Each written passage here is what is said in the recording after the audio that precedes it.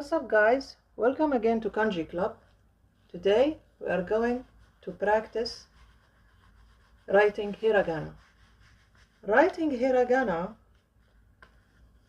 is not only copying and imitating, okay? Not only copying and imitating. I don't bring you a table and tell you just to write it down. That's it. No.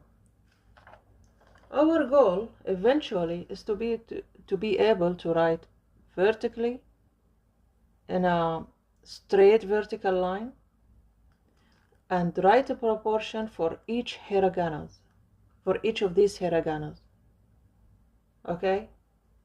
Just by copying, you will not be able to do that.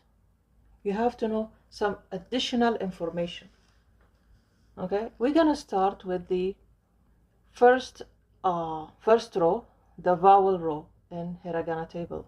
A, U, A, O. A here is missing by mistake, but it is here. This is the letter. Now, the red line is the middle line. You see, it's the vertical straight line, and we need to keep the right proportion. Now, the first letter, which is A, you start by the first stroke. The second is parallel to the midline. It's not on the midline, it's parallel to the midline. Now, this line will lead you to the dimension, will give you a hint to the dimensions of the last circular line. Can you see the dimensions? Okay. So now, when you will start, you start the third letter, you start almost by this size, by this, as if there is a line here. Once you cross not the middle line, but the second stroke, keep your eye on this, as if there is a line here, and then bend the line, and then as if you are making a circle. Now, where to stop is almost by making an oblique line. You see an oblique line? So this is the way we do it. Depends on the relation of the middle line and what hints the parts of the hiragana will give you. Well, this is the way I like to use it. If you have a different method, that's totally fine. Our goal is to make it, to make the right proportion, to write the right proportion, whether it's a small handwriting or a big handwriting or a larger handwriting, and in a vertical line. Eventually, you will write vertical, okay? The reason why I like to do it this way, because hiragana actually are kanjis. The origin of hiragana are kanjis. So I'll just use the same principle, okay? So here, let's do the same. So here is the middle line, horizontal and vertical. Just look carefully, it looks easy. It looks easy, the E. But if you look carefully, as if there is a parallel line on the top and parallel line, and if you make a parallel line on the lower side of the hiragana, E hiragana, you can see that when you start this way, you stop in the middle line, just a little space, and make this imaginary parallel line to this imaginary parallel line. Let's practice here. This has no lines. So if I want to make a line, horizontal line, I will stop here, you know, when it's touching the second line. And then I will make the vertical line. So now I have the vertical, the parallel imaginary lines with the small space here. Okay? If you follow this, every time Your handwriting will be the same, which is big or small, meaning you will keep the proportions right, the direction right, the spacing right. You will be proud of your efforts. If you try this method, you will be proud, and you will have a good impression on Japanese, on your Japanese friends. And even if you have other friends, you can try it together as a practice. It helped me a lot. From my own personal experience, this method helped me a lot. Okay, so we're gonna go to the U. Now we are in U. Once we cross, we stop. Okay, and then we start again.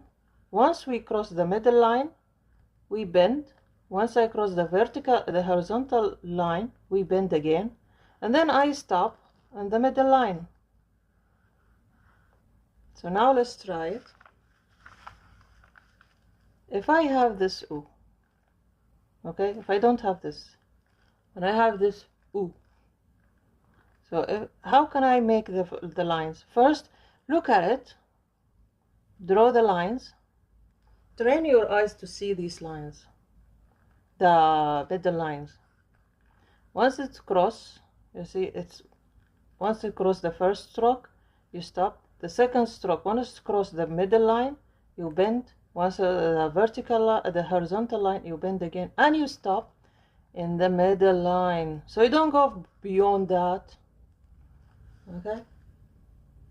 Now A.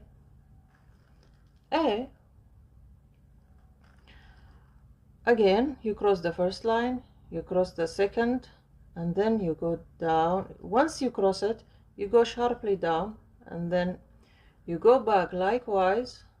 Once you hit it again, the middle line, you make this almost a 90 degree, almost. Okay. Now, if you look at it, it's almost on the same line. Okay, almost on the same line. So let these movements and lines guide you for the right proportion. Look here, almost, as if I'm writing a kanji actually. Now, so every time when you look at any of these hiraganas, first, when you train yourself in the beginning, especially for the self-taught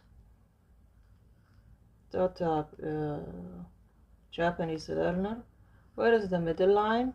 Because the middle line can give you hints and how each stroke is correlated, where does it, with the rest, what hints can give you to make the right proportions.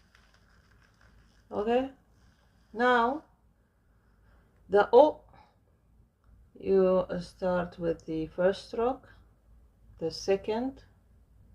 This one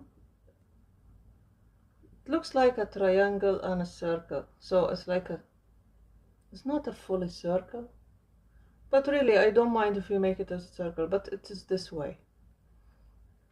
Now once you make this circular move, we have to write the last or final stroke. How do you decide the location? First, keep these on almost the same line, almost, not really exactly, but almost the same line. Okay, so keep the right proportion. If you draw here for this one, if you draw here the last an imaginary line, and then here imaginary line, they will come across like a 90 degree. Here where you put the final stroke, as if there is a imaginary 90 degree. Okay guys, so anyway guys, we started with the A line and we will continue with the rest. Okay, we will continue with the rest with the same principles. So stay tuned for the next video. See you.